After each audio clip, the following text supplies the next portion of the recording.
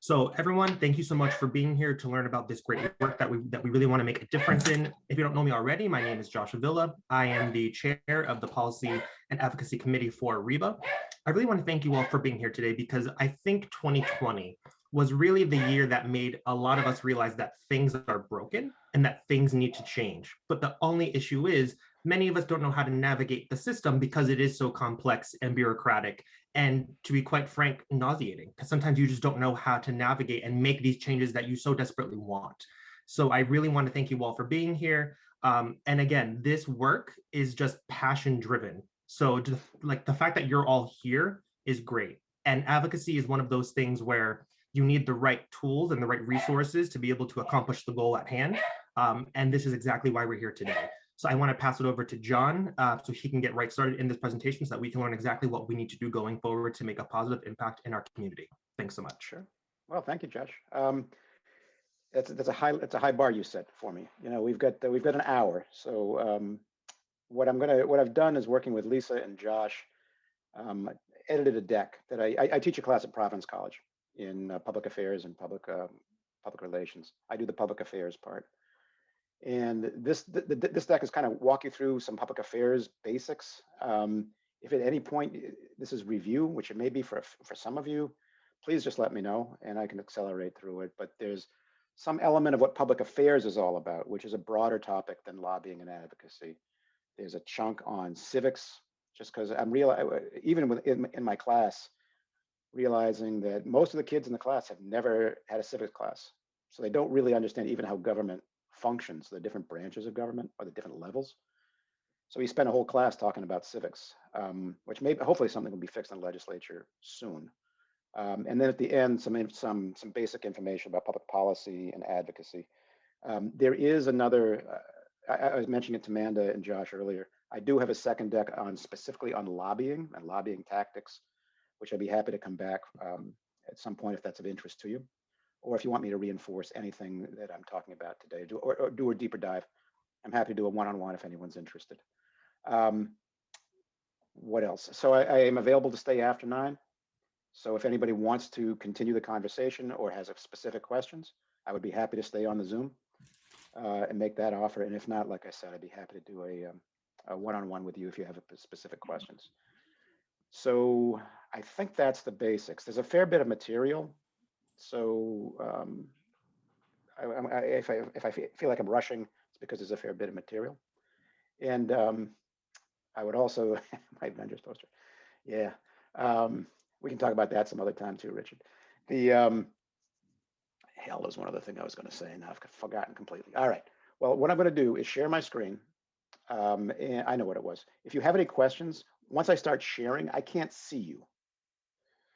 So feel free to either send a note to Amanda if you have a question, or just put a note in the chat, or just talk. You know, once I hear a voice, I will stop talking and take your question and do my best to answer it. But I can't see you, so if you put your hand up, it's probably not going to work. It's one of the things we're discovering in Zoom. All right, so here we go. Let's see if this works. Sure enough, there we are. And let me just do this. Hopefully everyone's got that. Yeah, I'm seeing a nod. All right, I see it. So here we are. Public affairs, as I said, civics public policy for RIBA. Public affairs itself is about relationships. And the web that you see, which I thought was a pretty good graphic, kind of is a visual of the type of relationships you need. You don't know where you're going to need them at the moment. So you need to create the relationships you need strategically. And it's all about creating those relationships to benefit your company, your institution, in this case, RIBA. But that's the whole function of public affairs. There's a lot of different elements, and there's no textbook on public affairs. It's going to change depending on the person you talk to, what are elements in their particular public affairs program. But these are the primary ones you'll see.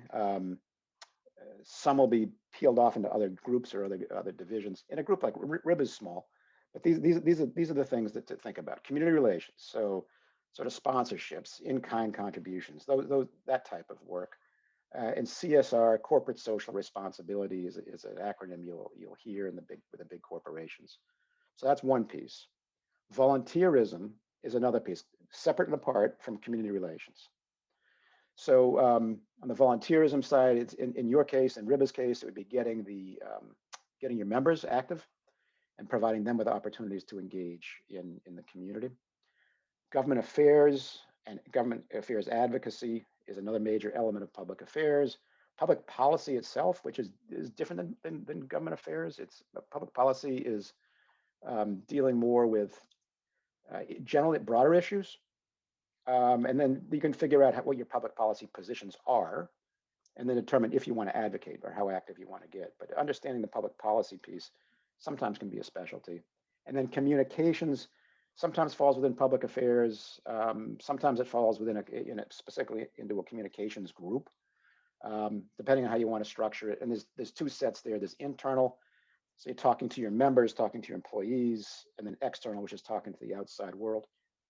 There is inevitably overlap between the two that you need to be aware of, but usually they're considered to be two separate functions. So this slide and sort of the concept behind this slide is one of the most important things we try to teach our students. It's establish your goals, just like you would for anything else, like business goals. Establish your goals for your public affairs activities. If you don't, you flail around a lot. There's a lot of good things you can do. It's all good work. But if it's not focused, you can get overstressed. The system can get overstressed because it's hard to differentiate between things that are important and things that are nice to do, but not really critical to whatever it is you're trying to accomplish. So getting your goals established. And as a new committee, Josh, I'm sure you'll start there and kind of figuring some things out, figuring out some priorities. And then the next, once you've figured out your priorities, then you can start developing tactics and strategies to actually accomplish them. These are some samples that I threw up on the slide here. Strengthening specific relationships. So understanding your goals and understanding who or which organizations are really critical to getting those goals across. All my metaphors are all screwed up. It's 8 o'clock, I guess. But getting things across the goal line. Who needs to be in your corner? What organizations need to be in your corner to do that? And set up some ways of strengthening those relationships. Successful issue advocacy. If you've got something that's so important that success or failure of your group will depend on it, you can call that out. Call that particular issue out. That you really need to succeed on this particular issue.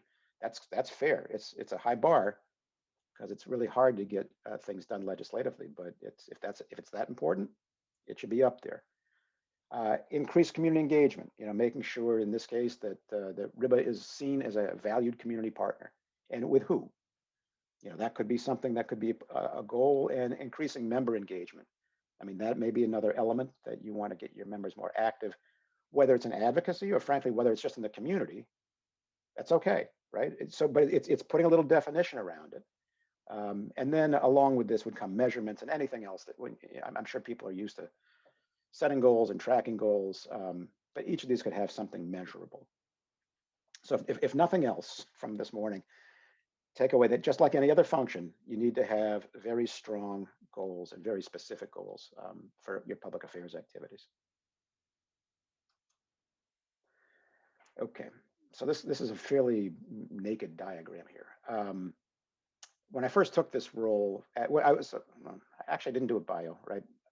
I was at Fidelity Investments for 33 years, and the last 20 of which was working in Rhode Island in basically a public affairs function.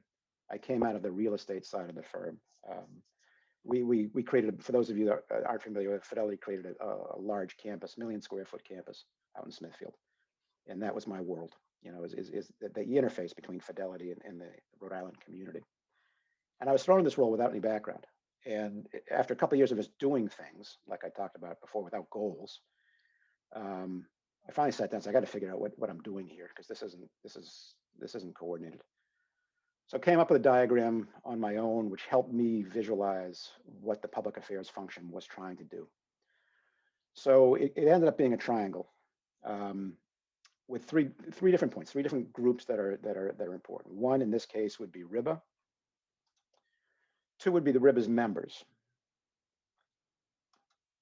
The third one was community stakeholders, and the stakeholders are going to change depending on the organization. So again, I've listed some here as folks external to RIBA that you might want to develop relationships with. You know, at Fidelity, it was similar. And Fidelity, instead of members, I had employees, right? So we had the 3 points of the triangle would have been Fidelity investments, Fidelity's employees, and the community stakeholders. And the list of stakeholders, again, is about the same, but that's the piece that you can customize depending on what you're trying to accomplish. So now you got this beautiful triangle with these three things, which mean nothing at the moment. But the goal here of the public affairs function is to develop the relationships along all three sides of that triangle. So you're trying to develop relationships with RIBA, which is an institution, right? It's not an individual, so it's a little bit hard. But you need to develop relationships between the organization and its members. That's your strong membership element. Your members and the community. So this is facilitating those connections, which will strengthen the brand of RIBA, will make members feel more engaged, and frankly, will put a brand out into the community that that you want, right? Very positive feelings when you have direct connections. And then what this will also do is create strong connections between RIBA and the community itself. So if you can find tactics, be they events, be they communications vehicles, there's a lot of different ways to do it. But as you're looking at opportunities, kind of think about it in this way. Are you covering all three sides of the triangle, or are you just covering one? Because there's only so much time and money people have. And if you can maximize these three sets of relationships, then you've got an event or an opportunity that's really important. If you can't, you should really be thinking about two things. One, should I be doing this at all? Because I'm putting a lot of effort into this and I'm not getting a lot of lift out of it. And the second part is, can I modify it in some way to try to create another set of relationships? Because you can. And I got a couple of examples of that coming up. But to me, in terms of public affairs work, does this make sense to folks? Or is there any questions on this? Because this is kind of important as you're thinking through stuff. John, I think you're spot on. Lisa here. I mean, I think one of the things that we're trying to do here as an organization is really to, and I'm going to steal something from United Way because I absolutely love it. And I see Kyle on the phone. It's around deepening the relationship, right? It's really around how can we connect our members around issues that are important to them, but also to build that relationship with partners across the state. And that's how we're going to, extend our reach, but really to get more people engaged and get more people, one, to be aware of the work that we're doing, the important work, the impact of the work and the reach that we have in our community, and to real people. And as many of you on the call probably know, RIBA is celebrating our 10th year this year, right? And one of the priorities for us for 2021 and beyond is really around deepening that relationship and to get our members active around the issues that, John, you're talking about, but also to deepen relationship with partners. So, when the board set this up for 2020 as one of our key priorities, it's really for us to do more. We've been doing a lot, but it hasn't been elevated. So, John, you spoke earlier about communications, and it could be through different events and what have you, but I think partnership and membership engagement and community engagement is going to be critical as we move forward into not just 2021, but beyond, and that how do we sustain the work that we're doing and continue to develop and build and lift people up, but also grow leadership. Josh, thank you so much for stepping up and taking on this important role. We are so grateful that you're here. And let me just say to all of you that are on the call, I want to say thank you for being here. You all could have been elsewhere, but you chose to spend the morning with us. So we are really honored that you took the time and grateful that you're here. And we look forward to working with you months and weeks and years to come. So thank you. Sorry about that, John. I wanted to say it earlier, but I didn't get a chance. So here we are. But yeah. I was too quick. Sorry about that. Anybody else? Any other thoughts, observations at this point? Hey, John, this is Kyle. I just have a quick question. You mentioned the idea of maintaining relationships on all three facets of the triangle, and if not, if you're not able to do so, you should question whether or not you should be engaged in this work. Can you talk a little bit about how you prioritize those relationships? Because I think we're all sort of stressed and short on time. But you're right. The three, they are critical in terms of moving any agenda forward. Certainly a policy-based agenda. So you go back to your goals, so the importance of any of those sets of relationships could change year to year. They're fluid. If one of your goals is to increase membership, for instance, if that's a goal of RIBA to increase membership, all right, well, so that one side of the triangle you want to overemphasize. If a particular year there's some big policy objectives you want to get done, maybe the RIBA community ones you want to emphasize. But I would suggest always looking for the other opportunities. Even if you're focused on membership, there are probably ways of looping in some community partners or some other kind of stakeholders that would be helpful. So I mean, it's not a great answer, but I would go back to your goals and just keep that focus there, and then you can increase or decrease the emphasis as is relevant. And one of the things, Lisa, just you mentioned your 10th anniversary, which is very cool. One of the things we did at Fidelity when we hit our 10th is we developed a little logo. So the logo that we used in all our mailings and stuff, just for Smithfield that year, had had a little flag saying celebrating 10 years, right? It didn't cost us much to get it done, but every communication we sent out, it said Fidelity celebrating 10 years in Rhode Island.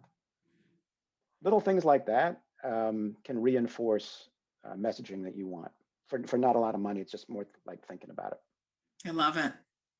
Okay, there's someone in the waiting room. Okay, she's coming in. All right, so talking about some tactics. And what slide am I on? 9. Okay.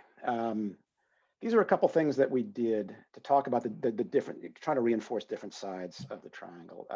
We were involved in water fire. We had a Premier Volunteer Program. We had a college art program. I want to just for a second talk about the Premier Volunteer Program, because this one developed. This one was organic. So when you have a volunteer program at all, frequently you want to recognize your volunteers because you're not paying them anything. They're helping your organization. You want to engage them and say thank you, some sort of formal thank you to make sure that they understand that the work they do is appreciated. And usually there's a breakfast of some, a breakfast or sometimes a cocktail reception or something, and maybe they get a little pin or something. So, we did it the first year, and we had about, again, Fidelity is a big company, but we had, 120 volunteers all hanging around for breakfast. We had a little speaking program. We had a slideshow. It was nice. So the next year we're looking at our goals, and one of the goals is to develop more relationships with the governor at the time, I think. I don't remember who it was. And someone on my staff said, well, why don't we invite the governor to speak at the volunteer breakfast? Okay, let's give it a shot. So we sent out an invitation, and the governor was happy to come because there's 100 and something people in this room. They're all voters. It might have been Governor Kacheri, and they all had, they all had policy positions that. So he came for breakfast, and he sat at the head table, and he got up and listened to all the speakers talking about all the great things that Fidelity and our employees were doing in the volunteer space. And then he got up, made some remarks, thanked everybody. He knew 10 people in the room because it's Rhode Island, so he's walking around shaking hands. And then he went, then he left Fidelity and went off somewhere else. Well, what we heard later is that, the next 3 stops on the way said, I just came from Fidelity. They had 100. You should hear what those people are doing. Okay, so for adding no additional effort other than sending an invitation to the governor, we developed a much broader reach for our program, a much broader awareness for what we were doing. And now we've got an influencer carrying our message out for us. So that was pretty cool. The next year, same woman says, John, I got another idea for this breakfast. All right, so it's developing, right? Every year we do another one. And she said, why don't we try to gather the people by town? Because every town's got its own little newspaper, right? Or a patch or something. and get a picture with the governor. Or it wasn't the governor next year, it was somebody, it was like a Secretary of State, somebody else, some other public official. So, okay, so we looked at the group of volunteers, we grouped them by town and said, okay, everyone from Johnston, step into the back corner. And so we had, 5 people from Johnston, all smiling, picture with a Secretary of State. We sent it to the local newspaper, and we did that for, North Providence and North Providence, and half those pictures got published in the papers. Now the employees were feeling great, right? There's a picture with them with the governor. They're getting a call from their mother. I saw you in the paper today. The community is seeing that Fidelity is active and engaged with volunteers. They've got juice because they're sitting there with a public official. So you'll be included in more conversations. The elected official was thrilled because they're getting more press, and it's all positive. There's nothing wrong with this. And the amount of effort required was minimal. It was just having someone take the photo and then write a cut line, 2 sentences. So the only reason I use this example is because it's okay to let things grow. As long as you have your goals set, things can grow and you can find your own place. But as you're doing programming, just keep your goals in mind, because ideas will come that don't necessarily add a lot of work and don't necessarily add a lot of money. I mean, I could go into the other ones if maybe later, if we have a little time, I could talk a little bit about the art program or the water fire sponsorship. But this was meant just to be an example of how you can take something that exists and then embroider it to make it better and more impactful. And any questions on that one? And again, that grew over 3 years, so it wasn't right out of the box. All right, so government affairs. So government affairs, in my mind, is the highest profile element of the work in the public affairs group. Significant impacts can happen with an institution on government affairs. This was written more from a Fidelity perspective. Legislation can either be detrimental to the organization or beneficial. With a group like yours, you're trying to lift others, not necessarily RIBA, but also people, your members and other people in your community. But the government's involved in your business. There's no 2 ways around it. Whether you like it or not, they're involved in your business. And they can have significant, the activities of government can have significant impacts. Okay, so civics. So hopefully this is review for people. But as I said earlier, in my class at Providence College, out of 20 students, I'd say maybe 2 raised their hands when I asked if they had any civics. They had no idea how things fit together. So there's two different major elements. There's different layers of government and there's different branches of government. The layers, you've got your federal, your state, and your municipal. Some states have counties. The counties in Rhode Island don't really, in the Northeast, aren't really that relevant. So think about it 3 layers: federal, state, local, right? And then there's different branches. Within each of those layers, you do have the executive branch, the legislative branch, and the judicial branch. Even on the municipal level, you've got traffic court and stuff. So if you think of it in those terms, it'll make it easier. They relate to each other. The basic structures are similar, but the work that they cover and the importance to you is going to be different, depending on what you're trying to achieve. So that's the first step to get in mind: your layers and your branches. Well, let me keep going here. So, and I can send this deck to Amanda if anybody wants it. This one is it's a little bit of an eye chart. My apologies, but this kind of lays out some of the basics of which piece of government is responsible for what, and we'll cover this a little bit later at some of it. And then how a bill becomes law is important to understand the flow. Let me take just a minute and walk you through a state example. Federal is similar but different, and municipal is completely different, depending on the city or town. But on the state level, which is, I'm guessing, where a lot of your advocacy will be taking place, it's just important to understand sort of the basics of how this works. So someone's got an idea or something they want to fix or improve. They talk to a legislator and they develop a bill. A bill is just an amendment to existing legislation as a rule, or a new piece of law that they are recommending be moved forward and actually become law. You talk to your legislator, and they say, "All right, that makes sense to me," and they introduce a bill into the, like, we'll start with the House of Representatives. Bill gets introduced to the House of Representatives, it gets received, and then it gets assigned to a committee. So it could be House Labor, it could be House Small Business. There's a bunch of different committees it could go to, but everything goes through a committee process. So the bill is now in the committee. The committee will, and generally they're pretty good about scheduling hearings on every bill that's introduced. That hasn't always been the case, but over the last number of years, pretty much every bill gets a hearing. So there's a hearing. So you've got the committee itself. So maybe there's 8 or 10 people. Now it's all Zoom, but imagine a hearing room. And you've got people who sign up to testify, either for or against that particular bill, or to provide information, just general, information about what's going on.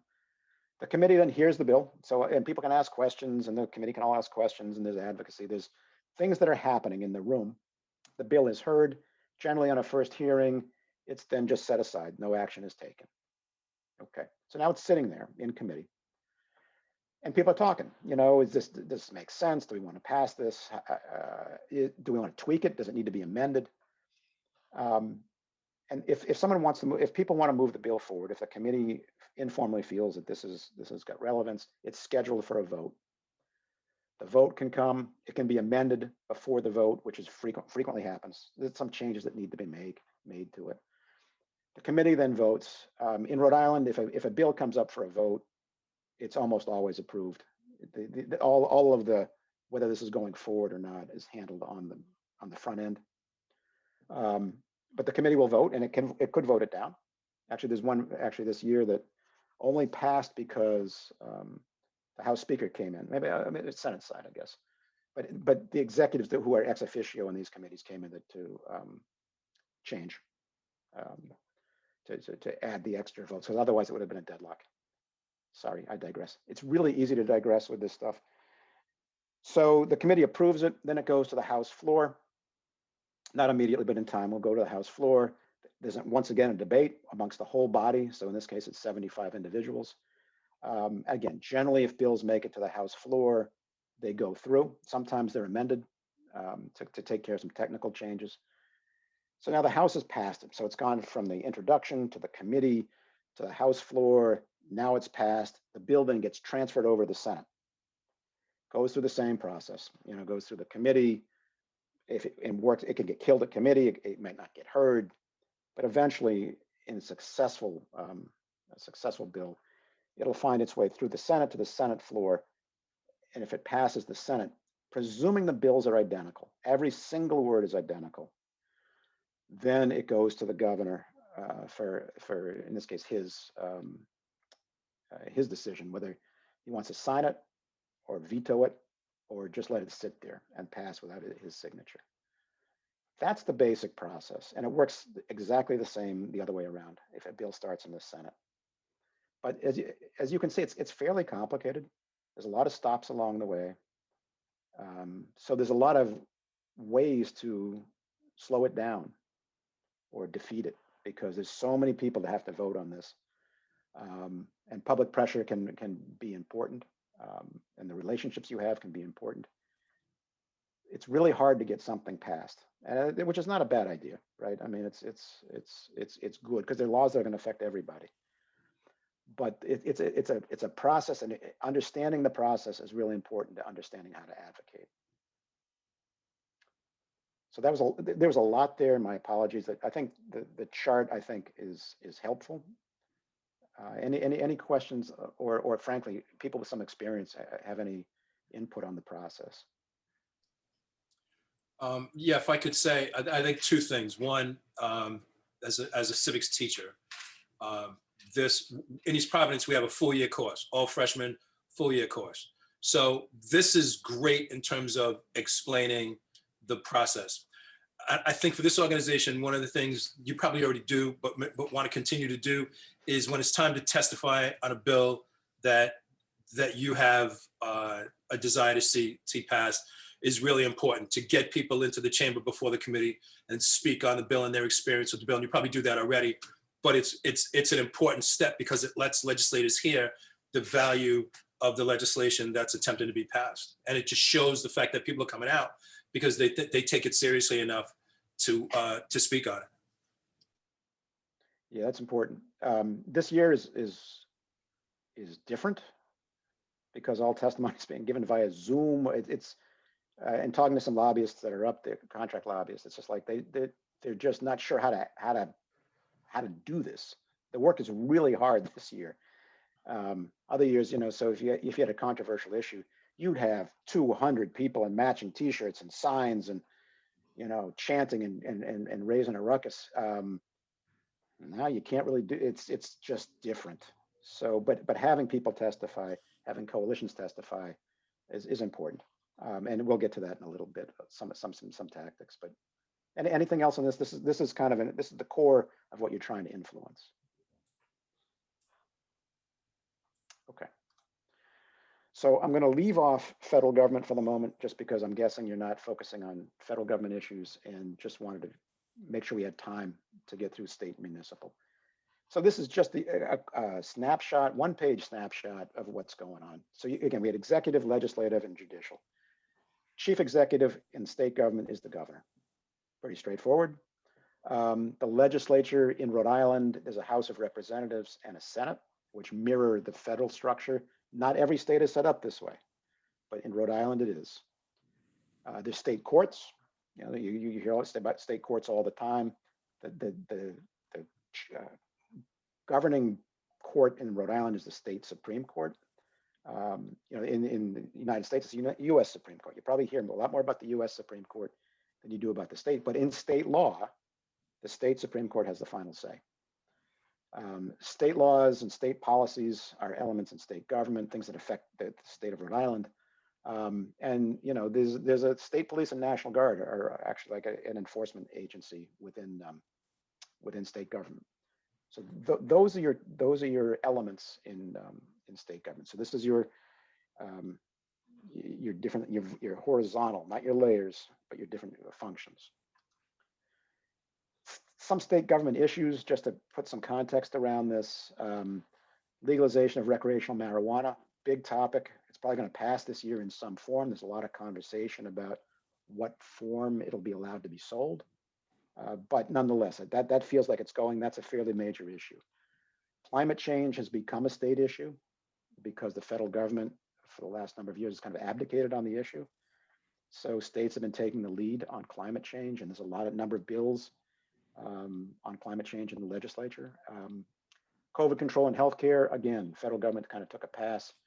So it came to the states to try to figure that bit out, but it's statewide, right? Gun control, same thing. No action on the federal side. States are trying to step in. Budget priorities are always state issues. Unlike the federal government, a state budget has to be balanced. States can't print money. Federal government just prints money. States can't. So establishing your budget priorities is always the premier topic of conversation within any legislative session. And minimum wage is something, again, there's conversation at the federal level, but those are mostly driven on a state basis. So those are just some representative issues about state government and current issues. Municipal government, now you get in the town level. It's different. Every town's a little bit different. Some have mayors, like the city of Providence has got a mayor. Some don't. Some smaller towns don't have a mayor. They have a town manager. Town managers can be hired. So the contract town manager, they can be elected. There's a lot of different structures, but there's always a chief executive of some sort with any town. I think East Providence, I think the Board of Selectmen actually elect the mayor, right? So there's a lot of different ways of going about this. If you're dealing with municipal government, you really need to understand how the town you're looking at functions. There's always a legislative body of some form, a town council, city council, some have selectmen. There's the chief executive, legislative body, again, similar structure, federal, state, municipal. And they have their own courts, there's traffic courts. There's not a lot of court work there, but there's some. And the city and town, they have their own laws, their own ordinances. A lot of those have to do with land use.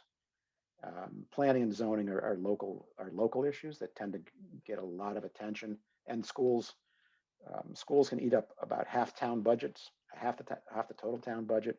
So schools, planning, zoning, and at some level public safety, local police, seem to be the major issues in municipal government. But those are sort of your core functions of your municipal government. And this is, again, every single 33 cities and towns, everyone's got their own structure here. And the types of issues you'll bump into in municipal government, there's a big one is always going to be balancing commercial and residential development. Like I said, land use is important, and that's all. That whole drama is played out at the planning and zoning boards, and it's drama. There's a lot of stuff going on there. School performance, major issue for the cities and towns. Zoning for renewables has become a big issue because they're clear cutting forests to put in solar panels. It's like, does this make any sense? So, and there's neighbors that don't want to have renewables as neighbors. So there's a lot going on there with the renewables. Public employee benefits, that's an expense issue, and people care about traffic. You'll hear about traffic more than just about anything else. So, but those are all sort of elements of municipal government. All right, we're pivoting to public policy. Any question on state or municipal government? Okay, Richard, I'm going to trust you to keep me honest here, right? So as an institution now, so as RIBA, you need to figure out what's important, what your priorities are. So, determining your business drivers and determining your concerns, it's a good place to start. That's kind of like a board kind of conversation. And then you look at the public policy landscape and see, where there are challenges, where are things that you're concerned about, and where you have the opportunity maybe to advance policies that might be of interest to you and your members. Kind of get that landscape figured out, and then develop your own positions. How do you feel about it? I mean, how do you feel about minimum wage as an organization? Maybe you have differences of opinion, but figuring out where you want to play and what you believe is really important. Otherwise, you can't develop your goals to move forward. So some of these policy conversations, which have to come before your advocacy, are important to understand what the membership is supportive of, and what the membership would feel are the most important issues for you to be focusing on. A lot of different ways you can do that, but you need to get that grounding to make sure people are in the right place and you're focusing on the right issues. So establishing your institutional priorities, different this goes back to like a Fidelity example, but kinds of things on the public policy side. When I was dealing with in Rhode Island, if we wanted to add a building or do something within our campus, planning and zoning were really important. We had to make sure that that was a priority. Otherwise, we couldn't grow. What would happen is if we couldn't grow in Smithfield, they'd end up growing in Dallas. So it was important, at least for my rules, to make sure that Rhode Island had as smooth a path to expansion, be it of people or land, as possible. Employee recruitment, that's as an organization. Again, these are more focused on Fidelity than they were on RIBA, but that was a priority. That was a public policy example. We needed more recruits in the tech field. How do you do that? Education advocacy, acknowledging that education is critical. And then expense management is always going to be an issue for a company. How's minimum wage going to affect us if that goes up? What kind of mandates is government requiring of businesses, which is a new technique that will cost us more money to operate in Rhode Island versus other states around the country. Another public policy, it could be increased use of renewables. But these are things that, these are just placeholders, things to think about as you're thinking about what public policy issues are important for RIBA.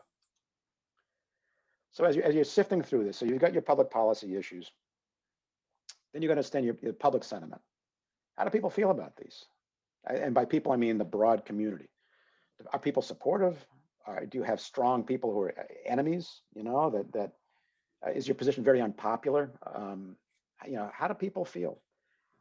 So that's one. How does the public feel? Then you need to understand the influencer sentiment for your priorities. The people actually making the decisions are going to be up at the State House, right? People who run major organizations, people in business, people in nonprofits. Informally, do some do some legwork. Just understand how people feel about the things that are important to you. So you're starting to get a picture of who your allies are, might be, who your opponents might be, what kind of points they may have. And a lot of this work is done informally. This is not necessarily setting up meetings, having coffee with people when presuming we're done with COVID. Just bouncing ideas off of folks and seeing where they stand, what they're hearing. But you got to understand the public climate before you can really move forward. So John, before you move on, quick comment here, back to like 2 slides for earlier, where you outlined around sort of prioritization. So when you think about REBA as an organization, right? So we focus a lot around issues or policies that would impact us from a business perspective. So there are several issues currently that we have on the table that we have an interest around. Again, minimum wage is a hot topic, not just for us as a business organization, but also as a community. So that's very important. When we look at what's also on the deck is around housing insecurity. So we don't necessarily only look at it from the platform or the point of view from our members, but we are within Rhode Island, we're in the community. So we look at it from what is also impacting the Black community that we certainly have an interest in. In addition, there's also the pay equity bill that's out there that we as an organization support that because it in fact impact some of our members, but also people within the community that we do business and we serve. So when we think about prioritization from an organization perspective, it's going back looking at the MBE, WMBE law that's on the books today that we know certainly needs to be enhanced to do better. One, we know it's been on the books since 1986 and it hasn't been complied with. So how do we mobilize not just our members, but the community at large to mobilize and engage with our legislators to be able to look at it objectively and look at it for ways for us to change it. So Josh and his team certainly has a lot of work to do, but we've identified key bills that are out there in the pipeline or current laws that needs to be tweaked, and will certainly is going to rely on this body and the community in general to help us mobilize and to do more as we move forward. Yep, that's exactly John, right, Release. before you go forward, there's a question from Angel. They want to know regarding institutional public policy, is it okay that certain topics remain open or undecided for an institution due to sensitivity and diversity among their membership? Absolutely. Yeah, there's no requirement you take a position on everything. In some cases, it may be awkward not to have a position, but you don't have to take a position. People may be asking your opinion, and you say, you know what, right now we don't have a position on that particular bill. That's fine. It may be an indication that you might want to revisit it or find a nuance or better understand the nuance within your membership to allow you to navigate properly. So there may be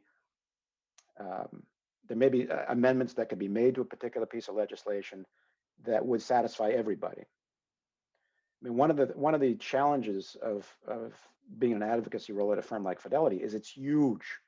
There's 45,000 people and there's different divisions. They all have different interests. It's not uniform. So when in this case, it was mostly federal legislation, trying to figure out what the company's position was in total was really hard. And there's a whole team of people that's all they did was trying to determine the nuance of the bills and proposed legislation to figure out the position of the firm. It can be really, really difficult. But usually they came to a place where they had some core principles that everyone was comfortable with. And then trying to apply those to the language of the legislation is where the challenge came in. But it's like, yeah, you know what? We can't support it in the current form, but with a little bit of work, if you work with us on this, we can probably get to a place where we're at least neutral. It's perfectly reasonable. So, I mean, hopefully that answers your question, Angel. So where were we here? All right. I think we're doing okay on time. So in the government affairs role, once again, just reinforcing, focusing on goals. So now we're getting closer to advocacy here. You need to understand the political dynamics. And by that, it's not just Democrats and Republicans, it's politics within chambers, within parties. It's bill sponsors. It's how is the House leadership getting along with the governor, the Senate leadership getting on with the House leadership. Those are all going to be important elements in navigating a path to success for your particular position. You need to have the relationships developed. You don't want to be the first time you meet somebody, you don't want to be asking for something. You want to have those relationships in place in advance so they know who you are, they're comfortable with you, they know you're an honest partner. So you can just walk in and have an honest and open conversation about whatever it is that you're advocating for or against. You can't stress the importance of having those personal relationships in place. And you don't know what relationships you're going to need next year. So, making sure you're casting your net in the right places, and identifying people that you want to have stronger relationships with. There's another whole element, which is these last 3 bullets, which is just being involved. Even if it's not an issue that you're passionate about, is on your list, it's being part of those conversations. It's engaging. It's being visible at events. It's being visible in policy conversations. It's being on panels. It's if you want to go, depending on how far you want to go, it's being at political fundraisers. I mean, they're not all that pleasant, but if you're there, other people know you're playing. You're in the game, and if you're in the game, you have more influence. People have to respect you more if they know you're playing the game, because they don't know how you're going to come down on issues. It may be things they want you just to stay quiet on, and if you're in the game, they may be willing to give you something for that, just to keep everything. By give something, I'm not talking. That probably sounded wrong. It's more of it's the conversations around issues. But if you're not visible, if you're not there, you can easily be marginalized. So those last 3 bullets are really important to the developing relationships, understanding dynamics. This is where you pick up all that information about what's going on. It's not going to be in the paper. You need to just be out and about and listening and talking. So you've set your policy conversations. You've determined your positions. You've determined your priorities. Now you get to the issue. Okay, dude, am I going to advocate or not? This is a critical decision. How important is this element, this particular bill, to your goals? If you come out, for the sake of argument, say in support of a particular piece of legislation, you could get some reactions. The community could react. Your members could react. And frankly, in your case, your sponsors could react. And I'm not saying to make a decision based on that, but you should certainly be aware of the anticipated reaction from your primary stakeholders. I mean, you might find yourself in a situation where someone who's sponsoring your functions is dead set on killing a piece of legislation that you come out strongly in support of. Can the relationship withstand that or not? So those are things you need to at least be thinking about when you're deciding whether or not to advocate. If a bill is not likely to pass, you might want to think about it. Even if you're supportive of the bill, how hard do you want to come out for this thing if it's going to die? How much political capital do you want to expend on something which is going to end up being no different than if you had expended 0? There's a limited amount of political capital you're going to be able to accrue, and understanding how you use that is really important, and focus it. A way of figuring out likelihood of passage is evaluating the bill sponsors. If you see a committee chair sponsoring a bill that's going to be heard in her committee, there's a pretty good chance it's going to go through, right? So use the clues that you're given to determine the likelihood of passage and how hard you want to come after something, depending on the other reactions that I was referring to above. So yes or no is a very big question on advocacy. That's your principal question. If you come back and say yes, next set of questions. Okay, yes, we want to be advocating. How should we advocate? You could do it directly as RIBA. You can do it as part of a trade organization. I mean, some of your members may want RIBA to carry their water up to the State House for them. A lot of chambers of commerce, that's why people join the chamber, is so they don't have to be visible in either supporting or opposing a piece of legislation which may be controversial. Coalitions, other similar-minded organizations. It's always good to be part of a coalition. It shows strength. You can use a contract lobbyist if you need to, and you can do things publicly. You can do things quietly. I mean, you could issue press releases. You could have rallies, or you could just make an appointment with the House Speaker to go in and chat with him quietly. Depending on what you're trying to accomplish and what you think will be effective, there's a lot of different ways of going about it, but you should think about it before you engage, so you understand your strategies and how they all fit. You get your strategy figured out, you should at least think about support. So would research or some sort of a white paper be helpful? Will it require some funding? Either maybe it's for t-shirts, or if you're going to do a rally, maybe it's for an ad in a paper stating your position. Maybe it's for some PR support. You want to hire some contract PR support to help you with the messaging and how to get the message out. Maybe your staff needs more help on this particular issue. And maybe if it's a major thing, maybe you want to hire a contract lobbyist to help. Contract lobbyists are expensive. Now you're in a position you may be able to get some pro bono work done by a contract lobbyist, but they're not going to take on your whole portfolio. Probably they're probably going to they may be willing to take on a couple of issues for you, but there may be pro bono, somebody out there willing to work pro bono for RIBA. But again, this is part of the whole strategy. It's thinking through this stuff. What would be helpful in getting your points across? And then you have techniques. I'm not going to read through them all. These are all different things you could do. There's more than this, but these are some examples of different types of advocacy techniques that you can use. The one I will call attention to, because it meant nothing to me initially, is grassroots people get, right? Okay, grassroots. Yeah, it's talking to everybody, right? People on the community level. Grass tops I'd never heard of before. So grass tops are like your next level up. So it's your community organizers. Pardon me. It's your folks of influence in a community, but they're not necessarily on the top billing, but they're people who can get stuff done locally. So you can work with the grassroots, you can work with your grass tops in terms of engaging people. And don't forget your members. In the case of Fidelity, we had employees, we had a couple thousand people, but in your case, your strength is going to come through your members and frankly, their employees potentially, depending on how deeply you want to engage folks. But those are, just a smattering of thoughts on advocacy techniques. And any questions on these? I mean, again, this could be a very, very long list, but more to get the thoughts going.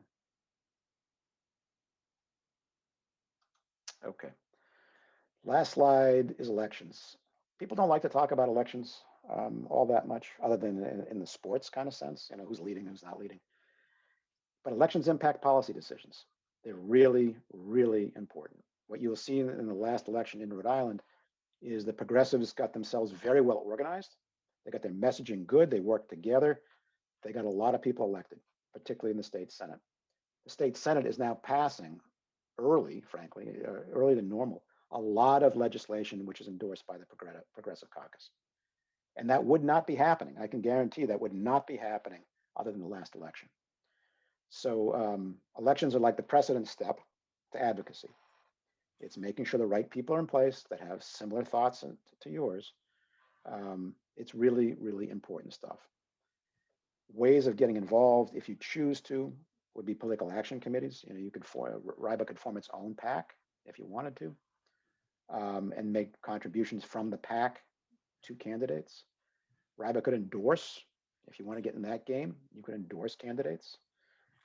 You could hold fundraisers for people. People appreciate it.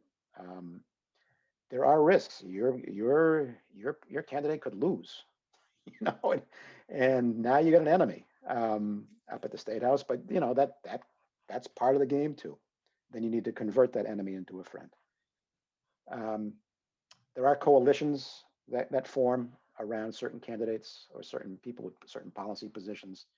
And if you want to, you can also help get your members and your employees engaged by hosting just open forums.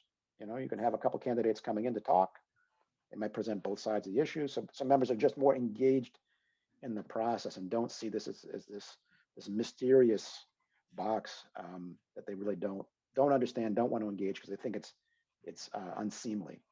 This is the political process. This is how it works, and these are all very reasonable things to do. They all carry risks, but they also carry rewards. and it shows that you're in the game. So I think that was the last slide. And hopefully that was helpful. I mean, so the timing worked out about right. So I get time to take a couple questions, or Josh, if you have other, Josh or Lisa, if you have other feedback or things you want to put in, that's, we got a few minutes, and like I said, I'm willing to stay on afterwards if people have an interest. I want to allow time for folks to ask questions if they have any, but John, I just want to thank you so much for this great presentation. I think it really laid a great foundational framework for which this committee will operate in and truly succeed in.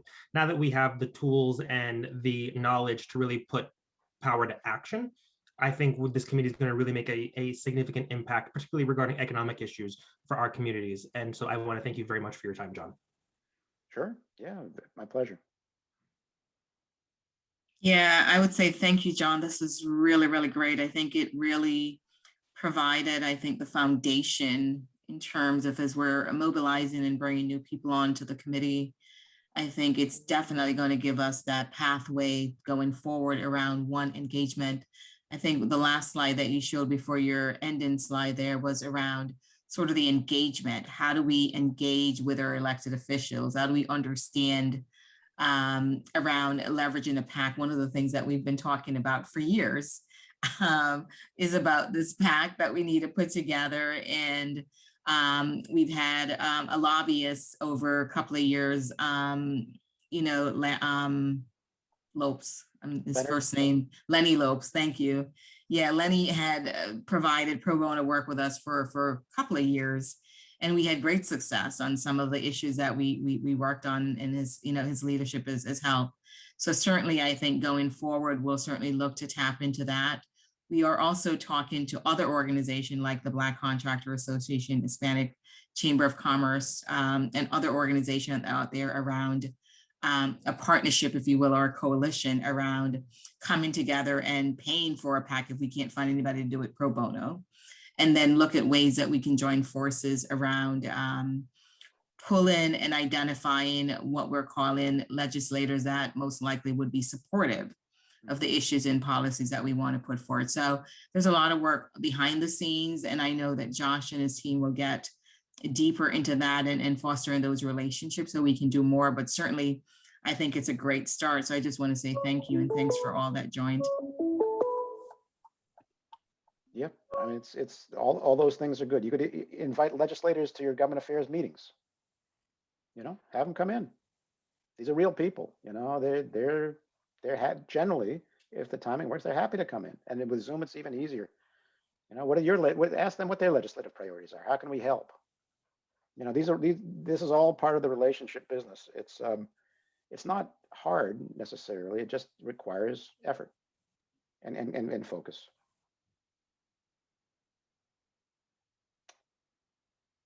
Anybody else? Cool. Well, I mean, Lisa, thank you very much for inviting me in. You're welcome. Thank you. So, and Josh, if I can be useful, to pop into the committee every once in a while, let me know. And I'll be happy to stay on in case anyone's got any individual questions afterwards. And I guess Josh and Lisa have my contact info. If anyone wants to get a hold of me for any particular reason, I'd be happy to. And one last pitch, if you are a member and you need to renew your membership, you could do that online, www.ri-bba.org. If you're not yet a member, we invite you to join and get involved with the work that we're doing. Stronger Together, we need a lot more people fully engaged. As you all know, most of you have been a grassroots organization for many years, and we're looking to elevate, deepen relationships and grow. So we need all the help that we can. Your financial support is always welcome, but we would love to have your hands support, your people support, and talk about us on social media. Tell people to come hear what we're doing. Amanda, thank you for pulling this together. And Josh, we really appreciate all your leadership. And guys, before we jump off, can we do a picture? Okay, if you're not on camera, that's okay, but just trying to capture these. No glasses, I forgot. Yeah, I'd love, if you want to show up, that's fine. If not, I totally understand. Okay, thanks everyone. Sorry to interrupt, Lisa. No, that's good. I was just doing my little pitch. We need bodies, right, to be a part of it, but to talk about us on social media, right? So people know we exist. If you hadn't seen the PBS interview yesterday that was posted, it was Angie and Comer from Copa Menswear did a fabulous job, and the barbershop, somebody, I can't think of his first name, last name Young, did a fabulous job in that interview. If you haven't seen it, it was around Copa Menswear, and Angie noted, lost about, in the middle of COVID, probably 90 to 95% of their revenue when the state closed down small companies like theirs and others.